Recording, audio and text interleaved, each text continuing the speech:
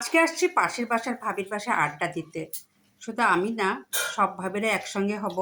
আর ভাবি আমাদের ঘরোয়াভাবে এগুলো আয়োজন করেছে। এগুলা সবই কিন্তু ভাবির হাতের তৈরি। খেতে কিন্তু হেভি টেস্ট হবে। কারণ হাতের তৈরির খাবার তো আপনারা নিশ্চয়ই জানেন, একটু আলাদা স্বাদ হয়। এটাতে কিন্তু চিনি মুড়ি আছে, বুঝছেন? এটা আমি খুলে আর দেখালাম না। তবে আজকের আড্ডাটা সেই জমবে। তার সঙ্গে তো অবশ্যই চা আছে, চাটা হলো পরে। আমরা আপাতত এইগুলা খাবো। এই দেখুন, তার সঙ্গে ভাবির বাসাটা একটু দেখাইনি। ভাবি কিন্তু খুব পরিপাটি, অনেক সুন্দর।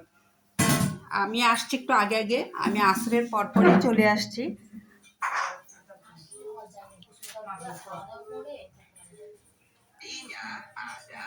দেখো, এই বাবু একটু তাকাও তো।